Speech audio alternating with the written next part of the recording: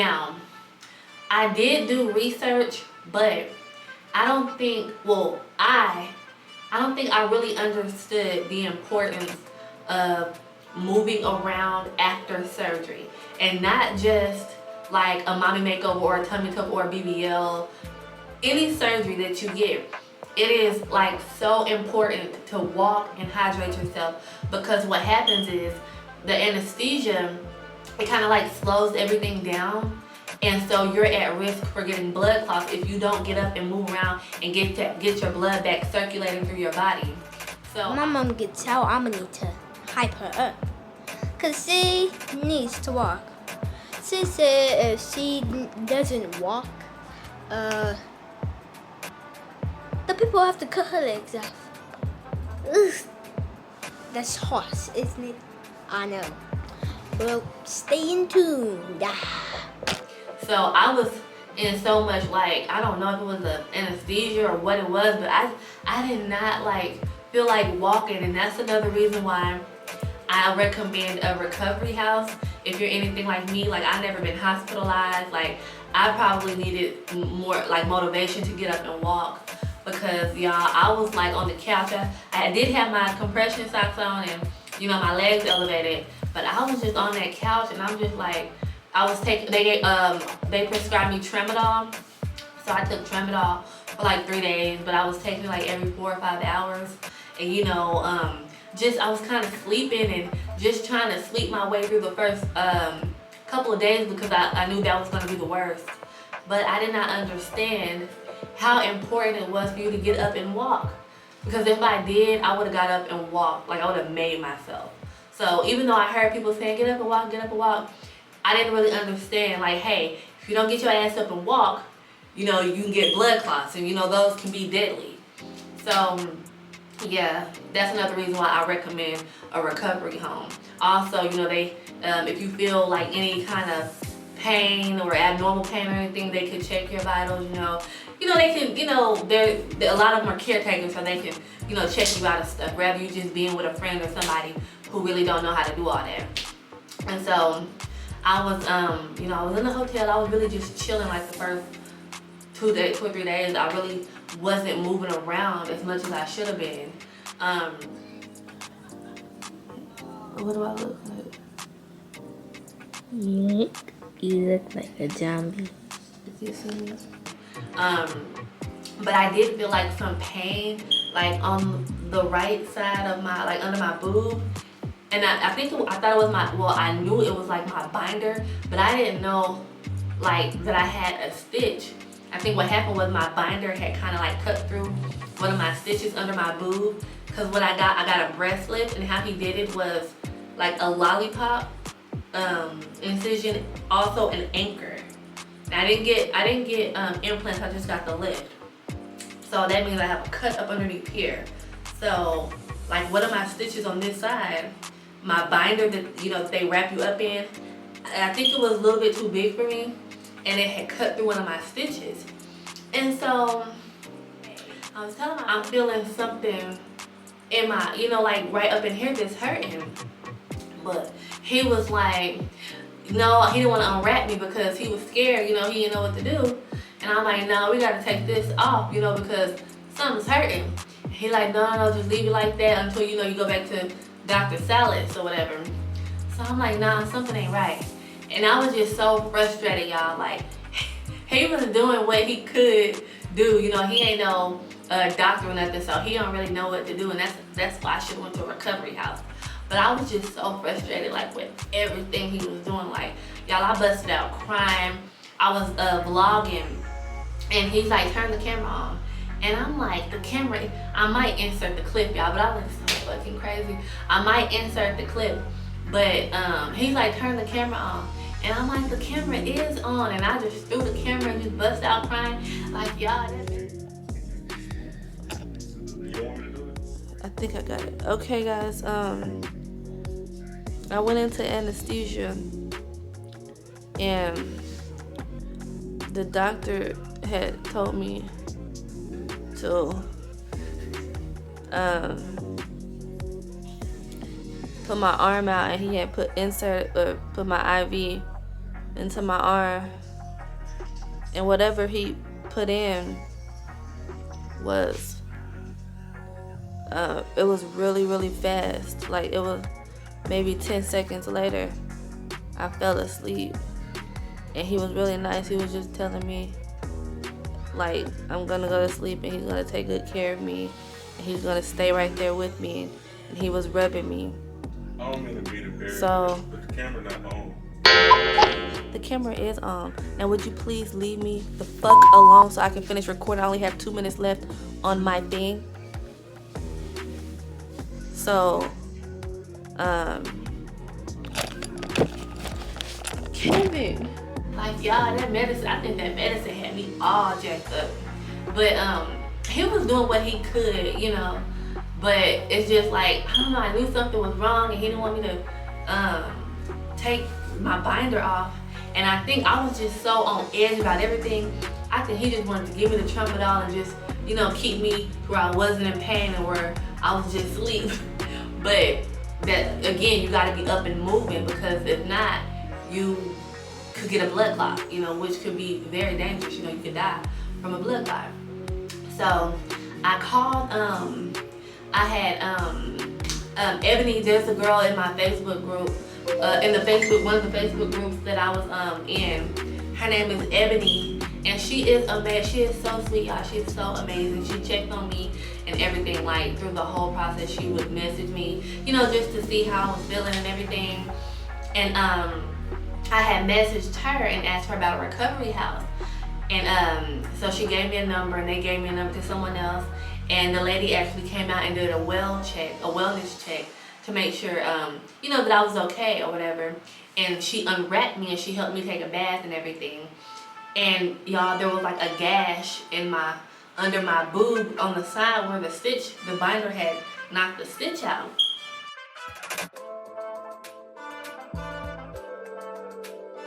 And it was, I'll put a picture up. It was like a cut, like a gash, and that shit was hurting so bad. So she took it off, whatever, you know, we cleaned it. I took a picture and sent it to my doctor. He called or whatever, you know, told me just make sure that I clean it twice a day, keep it covered up, and then it will go back together, you know, in a couple of months. I won't even be able to tell that it came out. But, you know, if she wouldn't have came right then and there, I probably wouldn't have knew right then and there, because I couldn't get up and do it myself, you know. So when she came and, you know, checked me out and helped me take a bath and everything, I actually went to the recovery house with her and stayed for, I think, like 3 or 4 days or whatever. Then I went.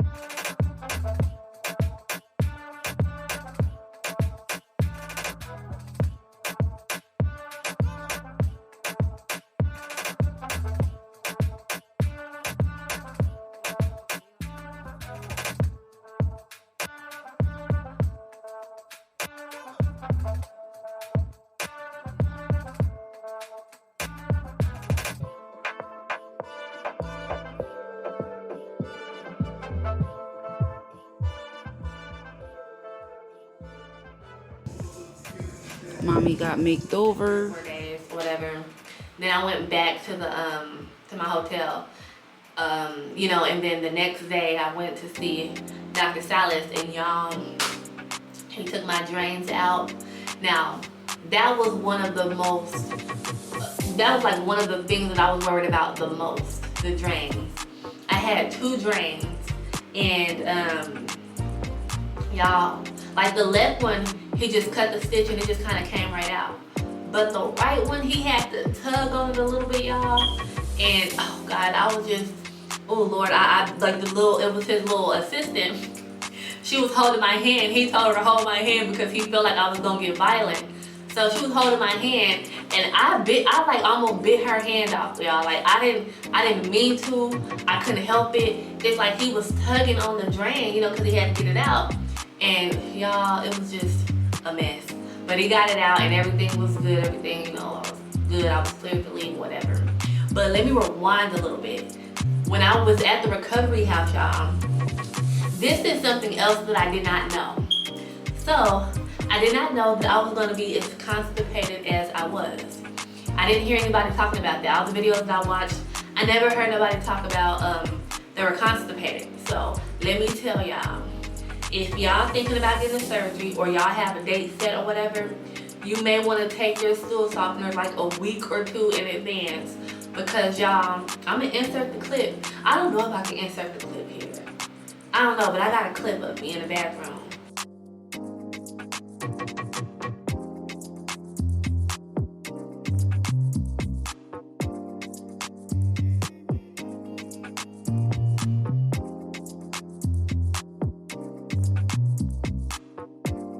And y'all, it hurt. Y'all, it felt like I was giving birth, like out my, you know what, like it hurt so bad, it hurt so bad. And I was in the bathroom literally for like 5 hours the first time. Like for 5 hours, y'all, like I was in there like sweating like crazy, like sitting on the toilet. I'm just really just trying to go. So I'm like, what the heck is going on? Like, you know, I can't go, y'all, it hurt so bad. I tried to stand up, like I tried to squat, like I tried everything, and it wouldn't come out. So, I called my cousin, and she's like, yeah, it's gonna hurt, you know, she's trying to talk me through it.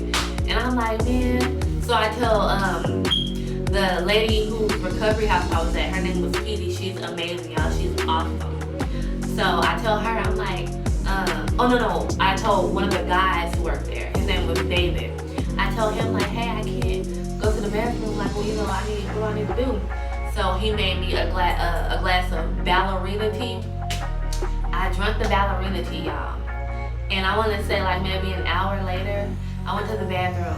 I was in there for like maybe an hour, but I went to the bathroom, y'all. And I felt so much better, y'all. I felt so much better. But it was just like, I was so constipated. And it hurt so bad. So, and I didn't take any stool softener. So if y'all have a surgery coming up, y'all thinking about it, make sure y'all take y'all stool softeners, because y'all are gonna be constipated from the anesthesia and all that. Like the anesthesia just slows everything down. I think that's what happened. Like it just slows your whole system down. So yeah, I was constipated. I got the ballerina tea, and then I went to the bathroom, and then I think a day or two later, I went back to my hotel, and I got my drains taken out. And then I went ahead and bought my ticket to leave that day. So I was in Miami for 6 days. Yeah, I was in Miami for 6 days, and then I got my ticket back home, back to Dallas. So my flight was like 2.5 hours. I want to say it wasn't too long, but at the airport, I was kind of in pain a little bit, so I was in a wheelchair because the Atlanta airport is too big for me to just be walking around right after I got a tummy tuck. So I was in a wheelchair like through the whole thing. Like I wasn't thinking to walk. That's another thing, I wasn't thinking to walk. So I was in a wheelchair throughout the whole airport. Like I was wheeled all the way to where I needed to go. I didn't really walk at all. Like I was even wheeled to the plane. So I got on the plane. I sat down the whole time. I don't know what was wrong with me. Like I don't know why I didn't get up and walk. I don't know. But I sat down the whole time for like 2.5 hours. And like I remember, y'all, it's crazy because I remember like on the plane, like I felt something like weird with my breathing. And I'm kind of like, I want to say like pneumonia. I don't know. Like I felt like I had some kind of fluid on my lungs or something. Because then I start coughing. And I'm like, what the hell? Like I feel like something was weird, but I never thought like blood clot or nothing like that. I don't know. I felt like, I felt like it was too cold on the plane. So I just started to kind of like get sick, you know, or whatever. You know, I got the plane landed, I went home, whatever. Wasn't no big deal. I want to say the next day, like I was good. I got up, I was cleaning up, like, you know, it was okay. I was doing my little stretches my doctor told me to do so I could stand up straight. Like everything was good. I want to say the very next day, like that evening, I start feeling pain and discomfort in my stomach. So I'm like, damn, like, do I got gas or something? I really thought it was gas. So, but it went from discomfort to pain. And it was hard for me to like go to sleep. Like I started getting, like I was in Miami, like really aggravated and like frustrated about everything. Like, y'all, I was like the wicked witch of the West. Like I was like not playing, like I was just aggravated, and if they didn't do something right, like I'm just like on 10.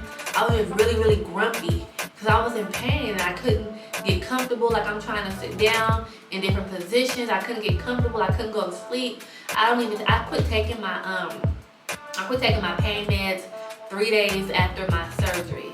Like 3 or 4 days after my surgery. I don't even take Tylenol. Y'all, I was taking Tylenol to go to sleep. Like I was chewing on melatonin gummies. I don't even like do that. But I was chewing on melatonin gummies trying to go to sleep. Like I could not get comfortable for nothing. So I had to like sit like in a fetal position in order for me to get comfortable. I had to like sit like this and like hold on to a pillow. And so I finally got comfortable and I finally fell asleep, y'all. Now I woke up, I want to say early in the morning. And it was like pain in my chest. Now I already had made up my mind that night, like in the morning, I was gonna call my doctor because it was just too much pain. And it wasn't in my, like around my incision, it was more like in my stomach. Like I didn't know exactly where it was coming from, but it didn't feel like it was coming from my incision or anything.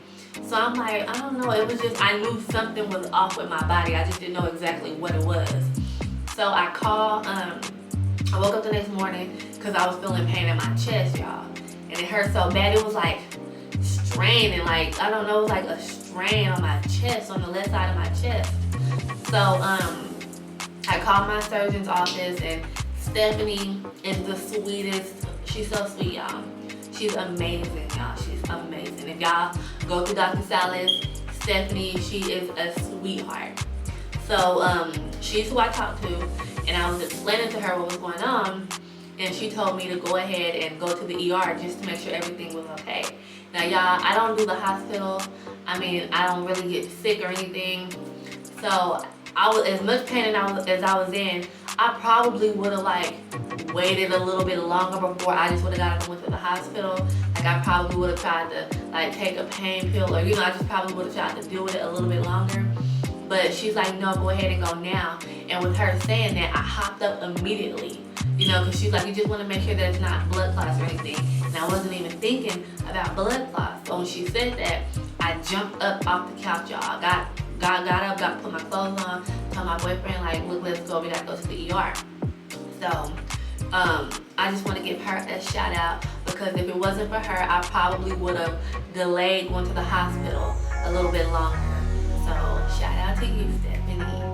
And, so yeah, I got up and went to I went to an urgent care clinic, y'all. I'm trying to avoid the hospital at all costs. So, I go to an urgent care, and they're like, they couldn't really do anything because it was serious, it was because it was my heart or whatever. Like if it was just something like not that serious, they could have did it. But being that it was, like I explained my whole entire situation, and the urgent care doctor, he said he could do tests and everything, but I would have had to pay out of pocket, and then he would have to send me to the ER anyway, and they would have done the same thing because he suspected that it was blood clots, right? And I'm like, shit. So I go to the ER, y'all, and because of COVID, they wouldn't let my boyfriend stay, so I had to go by myself, and I explained, that I had just had a mommy makeover and everything, and they did tests on me, y'all. Oh my God, they did a CAT scan. I don't know if anybody has had a CAT scan done before, but like I said, I don't go to the hospital. I don't really get sick, so I've never been hospitalized. Like I've never had to get any of that stuff done. Y'all, like they fucked me up. Like I have bruises. Like I don't know if y'all can see that, but I got bruises like all over my arms. I got bruises back here, like from needles and shit. So what they did was they put an IV in my arm, and they had to put like some kind of, I don't know what it is, I forgot the name of it, but they had to put something in your arm that way they can take the picture and they can get a good image of everything in your body. That shit burned like hell. They put it in my arm, and at first they did saline and all the rest of that shit, and I'm just like, what are y'all putting in my arm, you know? So they put the saline in there, then they put the hot stuff in there. Y'all, my fucking arm was burning. It burned the whole time it was going down. My whole body turned hot, like burning on fire. Like it was hot, and I'm like, what the? I was screaming the whole time, like, ah! I know they thought I was crazy as hell, but I was screaming the whole time. I'm just like, ah! And then, you know, they took me out or whatever, and they took me out, and I'm just like, oh my God. So they did that. They put like the EKG and everything on me. They had me hooked up to shit, and they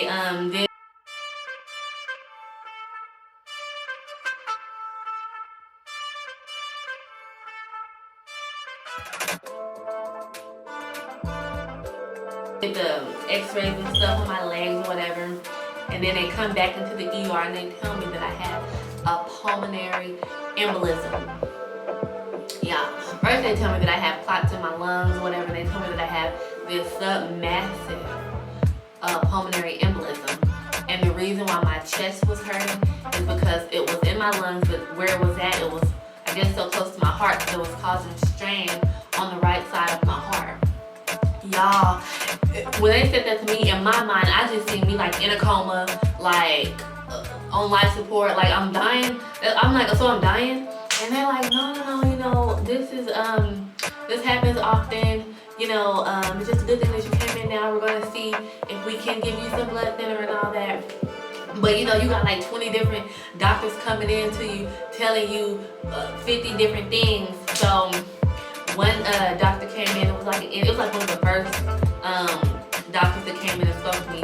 He's like, it's so big, it's too big. I don't think blood thinners are gonna help it. Like honestly, I don't think blood thinners are gonna help it. It's just too big.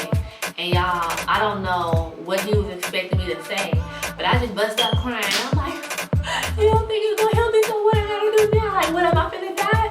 And he was just looking at me. He's like, no, you're gonna be fine or whatever. No, don't worry. And I'm just like, well, I mean, I'm scared. You just told me that I have like, you know, a massive blood clot, and you don't think blood thinners are gonna help it. So like, now what? You know? And so he's like, no, don't worry about it. You know, we're gonna figure it out. So now I'm just in the ER, just stressed the fuck out now. I mean, oops, I'm just stressed out now. So then the lung specialist come in, and you know, he's talking to me, and I'm just, by now my nerves are so bad, y'all. I'm just shook. They done shot me in my arm. They got an IV in there. Y'all, I'm so anti-medicine. Like, if I don't need it, I didn't even want them to give me the fluids. I'm like, no, let's just wait. Let's just see what's going on. So they had the IV in my arm just in case they had to give me like emergency medication or whatever. So the lung specialist come in, and he's like, you know, well, he basically said what the doctor before him said, that there was a submassive blood clot in my lungs or whatever, and you know, it was causing strain on my heart and all this stuff, and I'm just like, man, like, okay, you know, so now what? He's like, well, you can't go home. We're gonna admit you here. So that made me even more stressed out.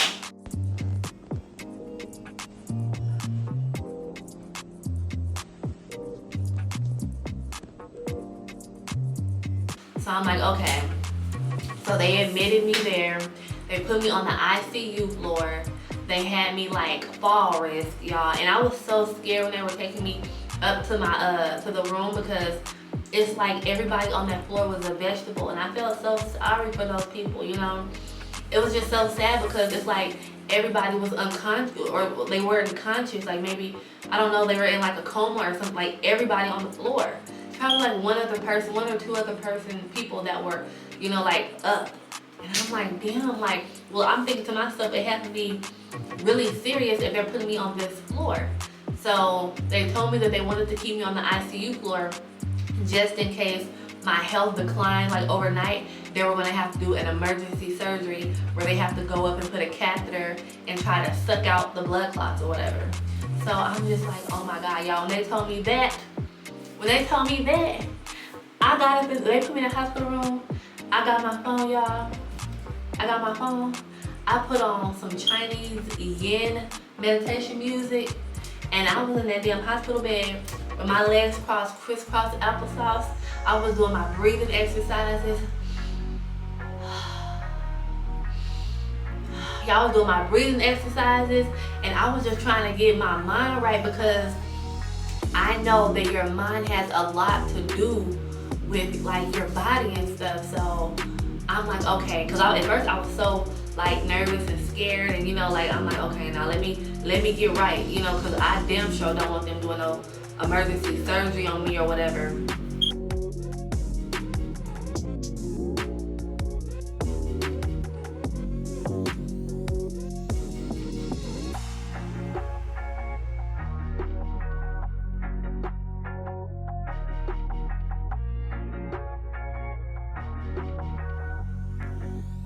And then because of where it was located, they wouldn't have been able to give me anesthesia. They would have just had to like lightly sedate me and numb the area, because like I said, the anesthesia slows everything down, and there was no guarantee that I would have woke up from the anesthesia, you know? So I was like, oh hell no. So I started meditating, y'all, literally on the hospital bed. I was doing stretch, and my heart was hurting so bad, but I was doing stretches, y'all. I was like doing yoga, like in the hospital room. And do y'all know that at first my heart rate and blood pressure and everything was like sky high, but like I don't know if it was because I was doing that, or maybe if it's because I calmed my mind down or whatever, you know, but my rate and stuff started coming down, and it like I just kept getting better like every day. I just kept getting better, and I didn't even have any pain meds, y'all. I did take Tylenol a couple of times, but I didn't have any pain meds. What they did give me, they gave me the Lovenox shot in the back of my arms, like two times a day at 2 o'clock p.m. and at 2 o'clock a.m. They were giving me the Lovenox shots. Y'all, those they burn like hell. I have big bruises on my arms right now from those shots. So that ain't no joke. But they were giving them to me, and I know I needed them because I had to get my blood thinned out in order for the blood clots to kind of dissolve. So they wouldn't let me eat for 24 hours because they just wanted to make sure that I didn't have anything in my stomach if they had to do the surgery. So y'all, I was hungry, but I was meditating. Y'all, I was like moving around. I was just, just trying to get my mind right. And it worked because I kept getting better. But when they did x-rays, they also told me that they had found blood clots in my legs as well. Like I had active blood clots in my legs. So y'all, I was all fucked up. All because I wasn't moving around, and I didn't move around enough. But yeah, I kept getting better, and a couple of days later they moved me down from like ICU to like the second floor of ICU. And like at first I wasn't really able to get out of the bed like that because the lung specialist, he didn't want me to move around like that, just because I was like so high risk for everything. They said I was high risk for fainting because of the blood clot and everything, so they just kind of wanted me to be still. That way they can kind of get my blood thinned out so I don't move stuff around, you know what I'm saying, because it was so close to my heart. They didn't want me to move, or they didn't want it to move or grow or anything. So they just kind of wanted me to be still. But, just sitting still, like, your body starts to get stiff. So I felt like I wanted to move around and stuff, because when I just sat there, by the time I tried to get up, it's like it was really, really hard for me to get up, and like my body hurt and I was sore. I just got this mommy makeover, so I was just stiff. So I want to say like a couple of days, maybe 2-3 days later, I started feeling better. At first I was walking with a walker. I had to have a walker to walk, and after I kept meditating and doing my breathing exercises and stretching and stuff, I was able to get up and walk without the walker. And they did an oxygen test on me like before they released me, but my oxygen, I think if your oxygen goes below a 92, you have to leave with an oxygen tank if you're released. You can't leave because you can't, you need help. You don't have enough oxygen. So they were telling me that I would have to leave with an oxygen tank. And I'm like, what? So I'm like, okay, I had to turn back on my meditation music, you know, and get my mind right. And they came back and did it again, and my oxygen never went below 95, which was really good because I didn't have to leave with an oxygen tank, and I was so happy about that. So I got released like a day or two later, and you know, they prescribed me these blood thinners that I have to take for a couple weeks, you know, just to let my blood thin out and give the blood clot time to dissolve or whatever. And y'all, it was just so scary because you never know when you have a blood clot. Like sometimes you don't feel them. They just travel wherever they travel to, and they can rupture and you can die instantly. Like, you know, a lot of people die from those. So I'm just really thankful that I went to the hospital in time to catch that before, you know, something bad would have happened, you know, bad happened or whatever. So yeah, I got, you know, out of the hospital and came back home, and I've been doing great ever since. I've been doing really, really good. And as of today, what's today? I am 3 weeks post-op today. It's 12 o'clock. I am 3 weeks post-op today, and I feel amazing. My boobs are healing pretty good. I think the stitches are pretty much dissolved. They're kind of just, you know, scabbing or whatever. But other than that, they're healing really good. I don't think I'm too swollen like I was before.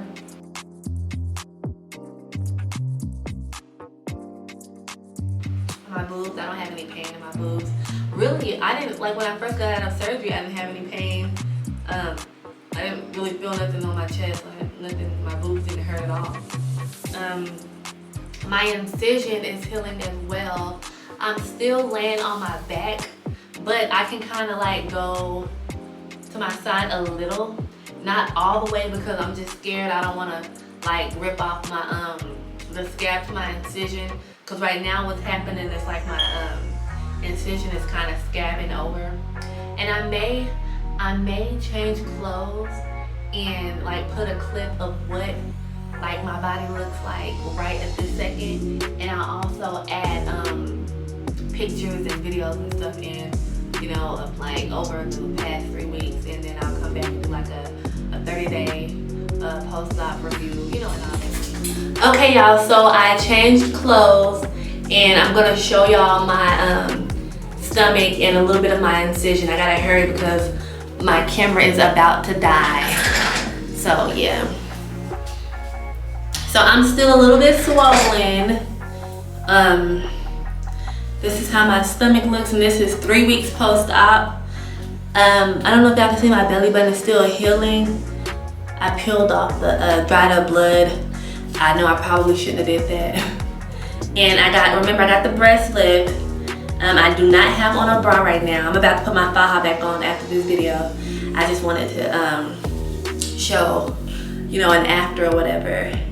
And I don't know if I can show my incision without showing my flower. Let me see. There, I can show right here. So that's my incision. So it's like scabbed up right now. It's basically like if you get like if you fall and scrape your knee, and then you know you get the scab on there. That's pretty much what it's like or whatever. So I don't know if y'all can see. I'm gonna add a before picture too, just so y'all can get an idea of what it look, you know, the difference or whatever. But I really like it. I'm gonna put my faja back on because I'm still kind of swollen, and I got lipo to the flanks. So let me see.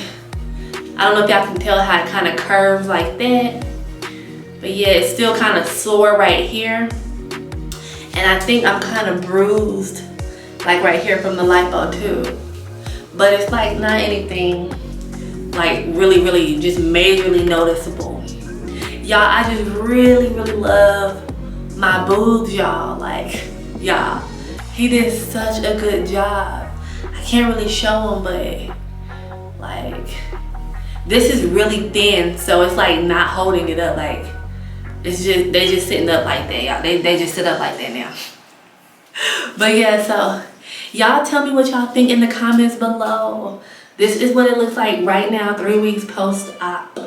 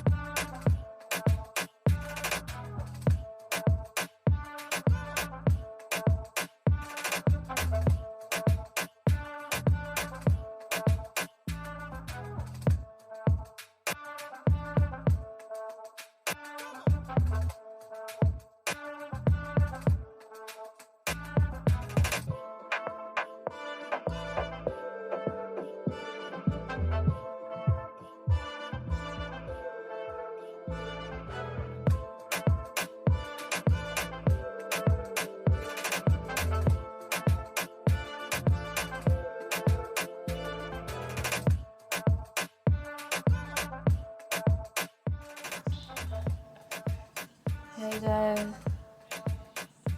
hold it down some. I just got a surgery today.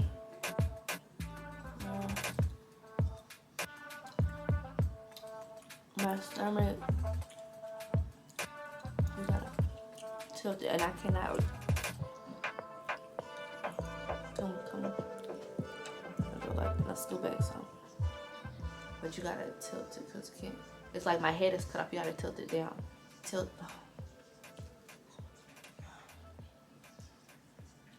Tilt it down, yeah. A little bit more. Right there.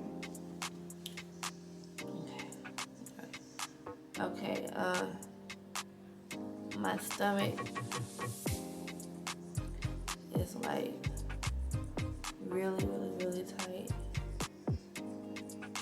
Like if it hurts, like it feels like I'm hungry, like my stomach is empty,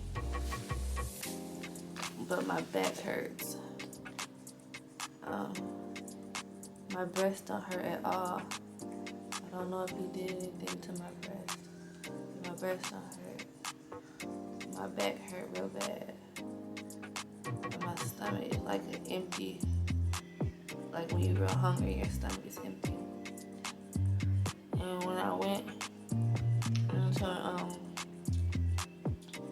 anesthesia, well, I can still taste the anesthesia, which I don't like it. Like a really weird taste. I remember going into anesthesia. You gotta be still. Stink Butt is holding the camera. He won't be still. But when I went into anesthesia, they took me into the operating room, and it was really cold, but the table was really warm.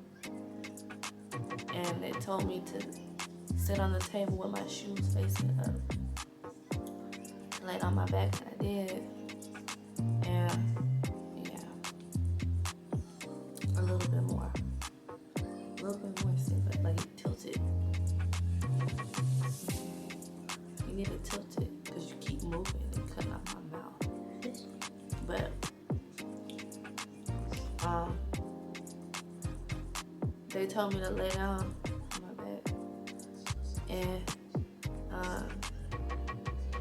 I did. And well, before that, Dr. Sellers had marked me up. He spent like 20 minutes marking me, and he was really. He was alright. Stop it.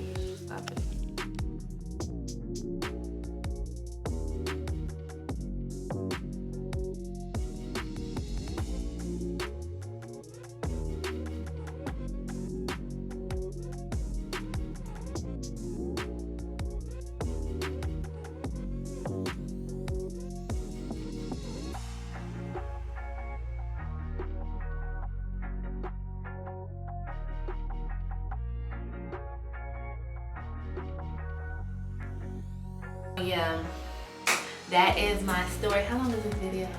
Oh, damn, this video is 51 minutes. Okay, so that is my surgery story, y'all. I hope y'all enjoyed it. I hope it was informative.